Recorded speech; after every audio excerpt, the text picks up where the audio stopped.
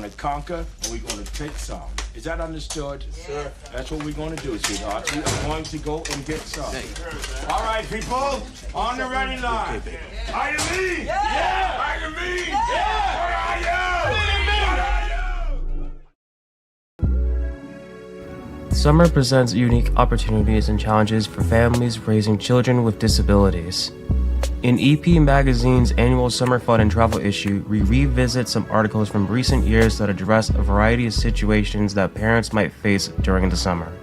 Sign up and read informative articles for free about autism and other disabilities at www.epmagazine.com.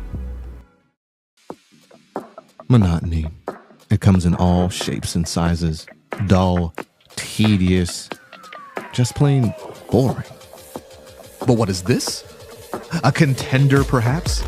Something unboring by the looks of it. Jabs right at dull, an uppercut to tedium, something that keeps you on your toes, keeps your head on a swivel, a knockout punch to your old, boring workouts. Welcome to Fight Camp.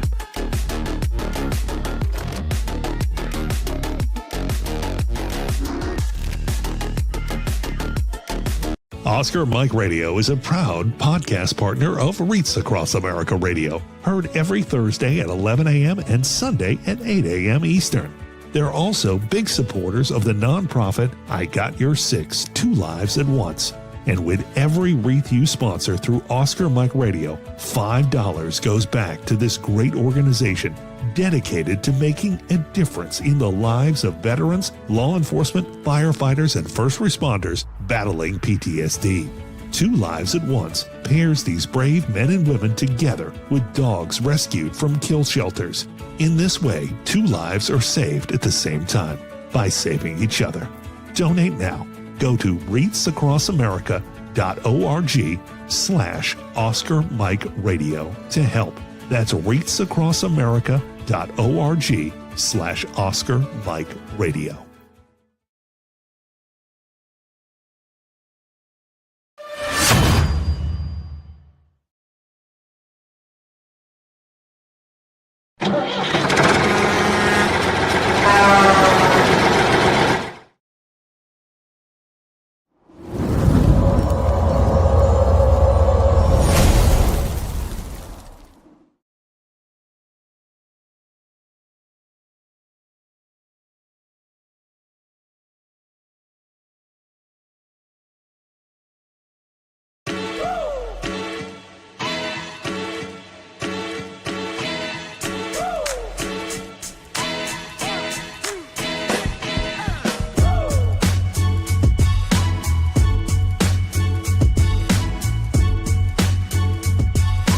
I remember a time when I was in a not so good place, and these games and these activities and being able to come and have the camaraderie that we have here, it makes me feel like I'm not alone. There are people here that have been through what I've been through.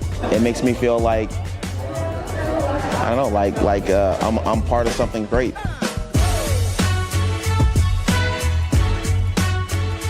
Just let yourself go. Give it a try.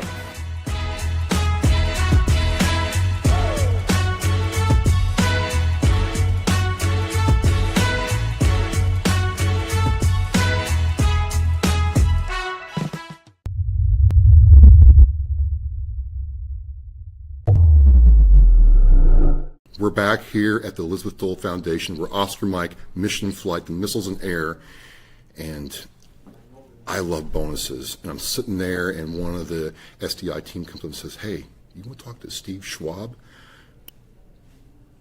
That's your name, right? That's my name. Okay, yeah. I'm like, wait a minute, Steve Schwab. Who's that? Who's that? Oh my God, yes. So I'm sitting there, all my stuff's packed up, ready to go. I'm getting ready to head back to Boston here in a couple hours. And they're like, "Hey, if you want, you can talk to the CEO of the Elizabeth Dole Foundation." I was like, yes. So here we are in the green room on mission with you, sir. And what an amazing event this is. Oh, thank you so much. One of the things with Oscar Mike Radio is I realize is how much I don't know. Yeah. And I know that VA caregiving is kind of out there, and there's always this the caregiver's like, hey, I need help. And the VA's like, well, no, you don't. Or if you do, you got to fill out, an encyclopedia full of information. But I really didn't internalize, like I'd heard of the Elizabeth Dole Foundation. I knew what it did, but I didn't know it did to this degree. So this has been a real, like the last month, has been like a real like fire hose of information coming in. And you have all these amazing fellows. You have these caregiving programs. But how do you, in a crowded nonprofit arena, guide the ship to keep on mission while supporting the people who are doing the mission? Yeah, well, thank you for that question. And I think what makes us distinct is that, and you talked about it, there's a huge ecosystem in the military and veteran space, and there's some 10, 15, 16,000 organizations trying to support veterans and their families. There are very few supporting hidden heroes in a dedicated way. And so our distinction is the fact that we support the population that science says is the number one contributor to the health, wellness, and recovery of veterans. It's no clearer than that.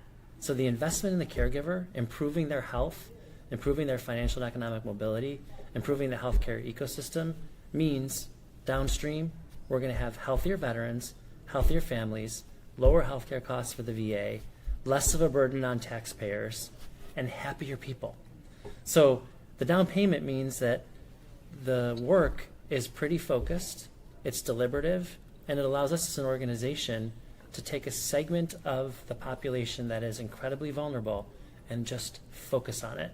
And I know that's what makes us distinct and different. And we've organized this strategic plan that has very clear deliverables across 4 pillars. And we're not trying to boil the ocean. We know we can't do everything on our own. So you see, a few hundred friends here, more than a few hundred friends here, and they're helping us develop this nationwide blueprint for action. So our plan says what we're going to do. Gives us objectives, it gives us measurements, it gives us clear goals. Now we're creating the blueprint that the rest of America needs to follow, and we're going to hold private sector CEOs, government officials, and policymakers accountable to come in alongside us to make sure they're delivering as well. Just want to go back personally for a second, sir.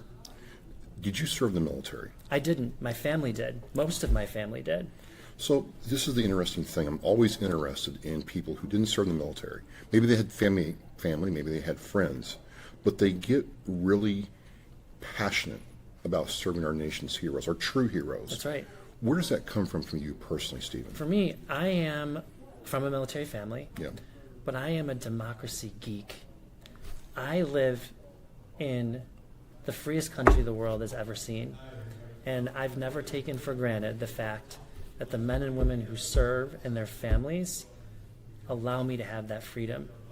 And so much of our nation is disconnected from the military because now only less than 1% serve. Back in the time of the World Wars, it was closer to 15, 16, 70% of the country. So you saw much more of a connection between those cultures. We've totally lost that, which means for someone like me who's a civilian, semi-connected to the military, I can help bridge that divide. And caregiving is an issue that touches 1/3 of the country.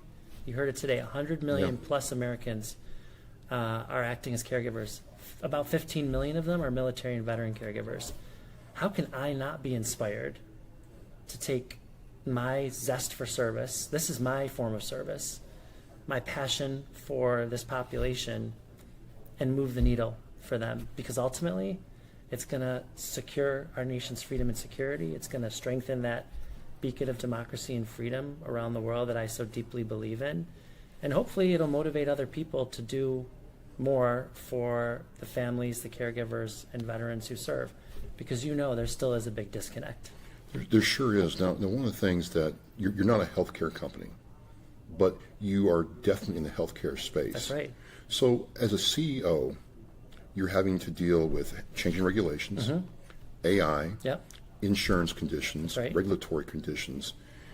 How do you as a CEO guide the ship through these waters? Because if you make a wrong turn or don't adapt quick enough, you could be way off course, literally. Yeah. Well, I would say one of the things that we're really well known for is the fact that while we're focused on local interventions or programs that can change their lives, so mental and emotional health interventions, emergency financial funds, and economic viability assessments, resource navigation. We have a number of programs that directly change lives, but we do all of that by at the same time operating inside of the healthcare system and transforming the ways that VA, DOD, and community healthcare providers engage veterans, patients, caregivers, and their families, move them through the care continuum in a more systemic way, connect them to technology and healthcare records, which is, by the way, not happening in any systemic way. So, and you know this, it's not happening in VA and DOD. No. There's a huge project inside VA to transform the healthcare record system, which is absolutely essential so that caregivers can access the information and communicate with the physicians and track the progress of their veterans so that they can stay connected in every part of that healthcare journey. So as CEO, I have to ensure that we're meeting our intervention and programmatic objectives. It would be totally irresponsible of me to do that and not consider the ecosystem within which all these patients navigate. And it's a mess. To say at least, not every part of it's a mess. And we've got great partners at the VA and DOD. And you mentioned that the VA is a pioneer in caregiving. They are. Yeah. And there's a lot we can learn about what the VA does in caregiving. And frankly, they do more. And I'd like to say it's probably because we've been at this for over a decade and been advocating for this population.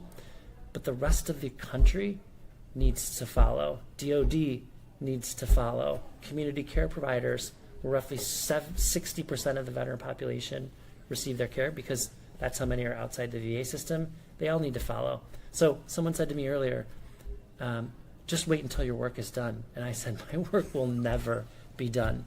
A third of this country is engaged in caregiving now, 15 million military and veteran families.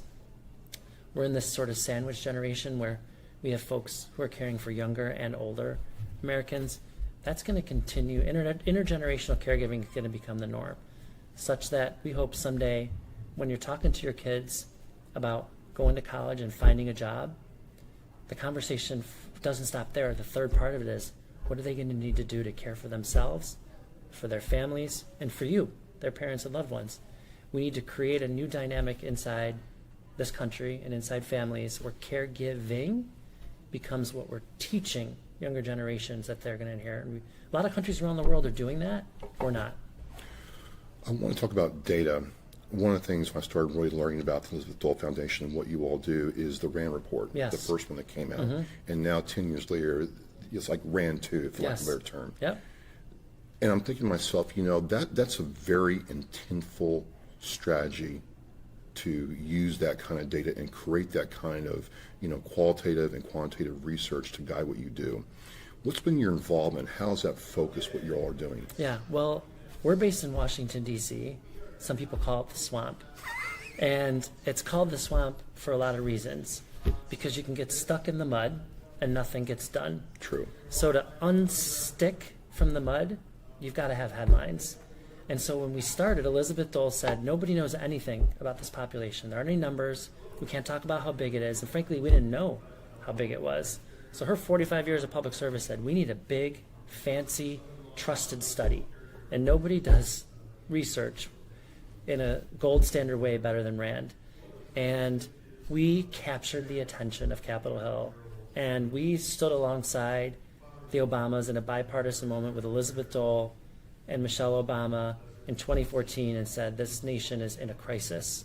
We didn't know at the time that our first study had undercounted the population. Undercounted, really? Yeah, about 5.5 million was the headline out of that first study. Right, okay. But because we went to field with a survey that said, hey, Travis, are you a caregiver? A lot of folks said, oh, I'm a spouse, I'm a friend, I'm a sibling. I might be caregiving, but I don't identify as a caregiver. As the primary caregiver. As the primary caregiver. Okay. We learned a lot over the last decade. We've got a lot under our belt now. So RAND 2, we threw that formula out, and we said, instead of asking people at the outset, are you a caregiver, we're asking them, are you doing the following things? Oh, okay. And we're beginning to do that in all parts of the conversation. You heard us talk a lot about that in the conference today. Rather than throwing that word at people, it's how do we get folks to identify with the tasks they've undertaken, So administering you medications. list the task and then measure against the task? Yeah, we measure against the task. Okay. So this study went out and said to in the field of research that we did, it asked folks, are you administering medications? Are you preventing emotional episodes? Are you providing transportation? Are you arranging for appointments? Are you bathing and feeding and dressing your loved ones? And then they answer a few of those, and all of a sudden, did you know you're a caregiver? So a lot of folks have more data points about what actually the care looks like. Absolutely. So we got a lot of data around the diversity of the caregiver experience. We know a lot more about the fact that so many more caregivers are serving as remote caregivers in a day and age where folks are living cross-state or cross-country and providing caregiver support. So the numbers are a lot larger. We have national partners like AARP and the federal government who were absolutely blown away when they saw that headline of 100 million caregivers and a third of this country engaged in caregiving. And that's, by the way, why we're starting to break through, and we're starting to see conferences and companies and brands around the world say, we got to start talking about, not just talking, we got to start doing for this population. Last couple of questions. You have the data now, RAND 2. Yep. You have this 10th annual conference going on. You have massive support. What's the future look like for the organization and the veterans and caregivers you're trying to serve? Yeah. Well, we like to say we're the canaries in the coal mine. Okay. And the reason we say that is because we are essentially a laboratory of caregiving, which means the work that we're doing for the roughly 15 million caregivers in the MilVet segment, if we get that right, that's the crystal ball to supporting 100 million Americans. It's how we think about transforming the healthcare system for civilians, not just in this country, but around the world, which is why we've gotten so much attention from countries like Canada and the UK and Australia and parts of Asia who are paying attention to what we're doing. So the focus right now is to get those laboratory programs, they're not experiments, these are programs, on these families, ensure that we're meeting our goals and measurements, they're improving their health outcomes, improving the strength of their families, improving the strength of kids, because so many kids, 5, 6, 7, up to 18, 19, 20, 21 are serving as caregivers. We get that right, and then we scale. So we've got pilot programs that are coming up in places like Texas and Florida and other states where we see dense populations. And once we hit those milestones that we want to hit, we take those programs national, and we start to work alongside other community providers to spread this out state by state. I like to say we're turning a mission into a movement, and frankly, some people in my field move too far, too fast. And as CEO, I wanted to be and want to continue to be methodical about the way that we do this, purposeful, focus on these 4 areas, start small, scale, bring people into the fold like we're doing in this convening, find partners who can actually make a difference, and then grow this thing. Fantastic. Last question. I'm a veteran. I'm in the VA system, and where I live in the Boston area, there's a lot of older veterans. What can I do to help them when their caregivers run into problems? What's the first thing you'd have me do? First thing I would have you do is refer that caregiver to our website and join our peer community. Okay. The number one thing that we can do for a caregiver immediately is to connect them to a peer. It changes their life. So many veterans who have a caregiver think that they're one of the only people in the world dealing with the situations that they're dealing with every single day. The fellows who you met today, they all said the same thing. The support was unbelievable. Yeah. So we want to get them into a structured environment where they can relate to other people. Then we want to make assessments on the areas where they need help around economic mobility, mental and emotional health support. Do they have kids in the home? Can we extend care to the family? Can make sure that, by the way, the reason that there's a selfish reason we're focused on those kids. I mean, everybody wants to help kids, right? It's just kind of, it speaks to your heart. But those kids are the next generation of warfighters, too. Right. You're a veteran. Kids that grow up in military families want to serve, right?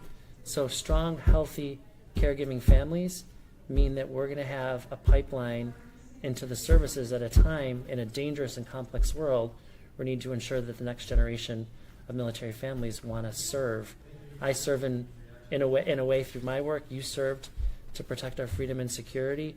So I'd say to that caregiver, join our community. Be okay with asking for help. That's a hard one. It's a hard one for us. It's a hard one for veterans, And it's a hard one for the folks that are at their side, for themselves, and because sometimes veterans don't want their spouses or friends or loved ones to acknowledge that if you say you need help, that means that you're acknowledging I need help. And so it takes a lot of work. We do it an inch at a time. And having friends like you helping us get the word out like we are today helps a lot. And little by little, we're making progress. 10 years in, we feel good. Our movement is growing, and we're confident that 10 years from now, you and I will be having this conversation. Let's do it. And we'll be talking about the milestones that we hit a decade later. The needs are going to continue. The urgency will continue. We just need the country to respond. Absolutely. Mr. Schwab, I want to thank you for coming on and talking with me. I know you're just full throttle today with the event going on, but this has been really insightful. I've enjoyed talking with the fellows and meeting the team from the EDF and how you all do business here. And I just think our veterans are in a really good place. Thank you. We appreciate the work that you do and the way that you help us get the word out to the audience that listens. Absolutely. Hey, I'm Trust Oscar Mike Radio. I'm with Mr. Steve Schwab from the Elizabeth Dole Foundation. He is on to his next thing. I don't even know what it is, but he is very, very busy. Thank you again for Mission in Flight. Thank you so much. Absolutely. You are so fun to talk to. And I've heard so many great things about you, by the way. Oh, appreciate it. Yeah, I really have. And I'm an avid listener to Oscar Mike Radio. Well, thank you very much. It's been, I'm going into my 9th year. There's a good story behind it. Maybe one day we'll talk about it. Yeah, I'd love to do that. Getting to come down here and see this in action has just been like the highlight of my year. Just so many wonderful stories and people who, like talking to Michael Koorman, talking to Heidi, talking to Joseph, and you're right. The instant they say, I connected, their life got better. Totally. It's getting them over that hump. Right. The minute they reached out and connected with somebody from Elizabeth Dole Foundation, life got better. And I want to really, hammer that point home. So thank you very much. Well, next time you're in UCC, let's get lunch. We'll do. Learn more about what you're doing. Yes, sir. Okay. The biggest fear Gold Star families have that their child will be forgotten. We need to never forget freedom wasn't free. It's the fact that they give us the life we have now. We should remember them and give thanks to them. If I can be a part of something today that's going to make the surviving family of any of these veterans, these heroes, feel better tomorrow, then it's worth it. That one wreath symbolizes one family that was able to smile because of the generous donations. To sponsor a wreath and honor a veteran, visit wreathsacrossamerica.org. Thank you for listening and watching Oscar Mike Radio, where our active duty service members and veterans are in action and the mission is in flight. Oscar Mike Radio is an oversized load Co-Sinister One production. If you are a veteran or know a veteran who needs help, please dial 988 and press 1 for the Veterans Crisis Line.